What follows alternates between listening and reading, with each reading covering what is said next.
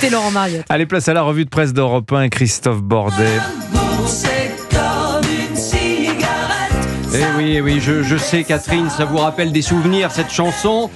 C'est vrai qu'il est peu commun évidemment d'ouvrir la revue de presse avec une chanson de Sylvie Vartan, mais il faut le dire, l'actualité s'y prête ce matin, bien que l'amour de la cigarette soit largement altéré aujourd'hui avec ce chiffre absolument terrible, rappelé dans la presse régionale. 75 000 morts par an, oui, le tabac tue, et la ministre du Travail, Catherine Vautrin, annonce un sacré tour de vis à la une de Ouest France.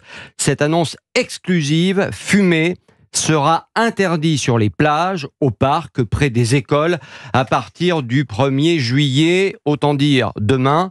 La ministre affiche un objectif plutôt ambitieux, une société sans fumeurs d'ici 2032. Là où il y a des enfants, le tabac doit disparaître, justifie-t-elle. La ministre veut aussi baisser le taux de nicotine dans les produits de vapotage et réduire le nombre d'arômes. Alors évidemment, beaucoup de questions se posent après cette décision. Quel périmètre autour des écoles sans clope au bec? Le décret, car il s'agit d'un décret, devrait le préciser prochainement, nous dit-elle. L'Association des maires de France s'inquiète de son côté de la nouvelle signalisation à mettre en place, et oui, il faut y penser, et demande notamment que le contrôle soit plutôt réalisé par l'État, car oui, on va contrôler l'application de la règle. Quelle sera l'amende encourue? Tiens, voilà une bonne question. La ministre répond: ne pas respecter la règle pourra engendrer une contravention de 4e classe, soit 135 €. Ah oui. Alors, oui, on ne va pas mettre en place de nouvelles brigades, mais les polices municipales ou les officiers et agents de police judiciaire auront cette mission. À Reims, où je suis conseillère municipale, on l'a fait dans les parcs sans difficulté particulière, indique encore la ministre. Certes, les fumeurs diront qu'on réduit encore leur liberté. Ils peuvent fumer chez eux et dans les espaces autorisés. La liberté de fumer s'arrête là où commence le droit des enfants à respirer un air pur, conclut Catherine Vautrin. Un autre grand titre de l'actualité ce matin dans la presse, ce sont les ZFE. Oui, coup de frein sur les ZFE. Les ZFE au point mort, titre Le Parisien aujourd'hui en France ce matin. Europe 1 vous en parlait dès hier. Les zones à faible émission, interdisant les voitures les plus polluantes, ont pris un sacré coup dans le carburateur. Plus de 700 000 véhicules de 15 à 20 ans concernés. Les députés ont littéralement terrassé la mesure mercredi soir à l'Assemblée. Colère des écologistes qui parlent d'un retour en arrière d'au moins 10 ans dans la lutte contre la mauvaise qualité de l'air. Mais il y a aussi ceux qui se réjouissent. Le Parisien aujourd'hui en France est allé poser ses valises sur le terrain au marché de Caluire et Cuire, commune huppée de l'agglomération lyonnaise, 43 000 habitants. C'est dans cette localité que la contestation a commencé avec la mise en place d'une ZFE dès 2020. On n'en a jamais voulu, reconnaît Michel, qui roule avec une vieille Ford de critère 3.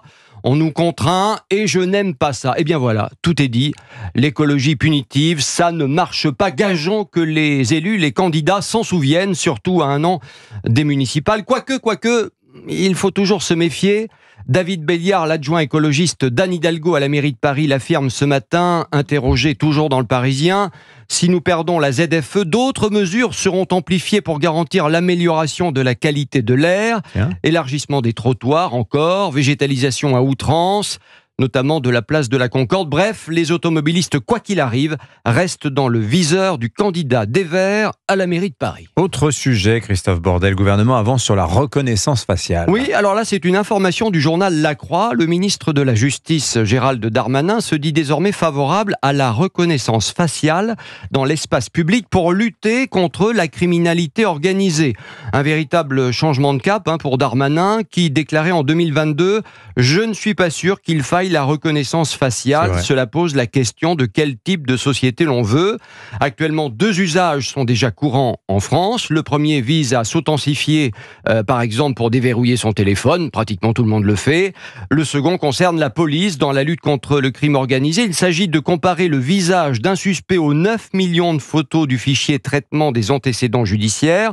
En revanche, déployer cette technologie en temps réel dans l'espace public est formellement interdit. En droit, cela s'assimile à un contrôle permanent et généralisé de la population, ce qui constitue une atteinte grave aux libertés publiques. Et oui, la France, c'est pas la Chine, mais, et c'est passé un peu inaperçu, le droit européen en la matière vient de s'assouplir. Certes, Le règlement sur l'intelligence artificielle, entré en vigueur en février dernier, classe la reconnaissance faciale parmi les usages interdits, mais permet des dérogations, notamment si la sécurité nationale des États, une disposition pour laquelle Paris a d'ailleurs activement milité, évidemment, est mise en danger. Alors, le ministre de la Justice va mettre en place un groupe de travail, j'ai envie de vous dire, affaire à suivre. Christophe, autrement Paris Saint-Germain, Inter Milan, la finale de la Ligue des Champions demain soir, sécurité maximale dans la capitale. Oui, la fièvre des champions à la une de l'équipe, sécurité renforcée pour un match à haut risque, titre Le Figaro, alors qu'une parade est prévue sur les Champs-Élysées en cas de victoire. Le ministre de l'Intérieur, Bruno Retailleau, ne veut pas revivre le cauchemar de son prédécesseur Gérald Darmanin il y a 3 ans, des scènes de chaos mémorables et des accusations contre les supporters de Liverpool à l'époque, injustement montrés du doigt pour des violences qu'ils n'avaient pas commises. Ce sont bien des voyous de banlieue qui avaient pillé, qui avaient agressé, il faut le rappeler. Cette fois-ci, organisation au cordeau, 3000 CRS mobilisés, les Champs-Élysées bouclés. Il faut dire que l'événement est de taille. Et d'ailleurs, le chèque aussi, on en parle moins, mais c'est important. Si les Parisiens remportent la finale de la Ligue des Champions, l'UEFA versera au club près de 149 millions d'euros, c'est pas une paille.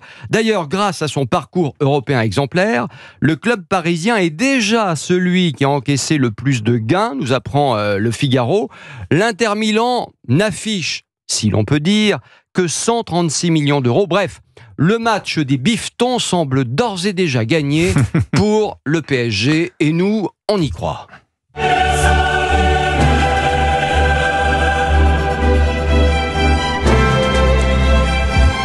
Match à suivre, cette finale de Ligue des Champions demain soir sur Canal+ à partir de 21h.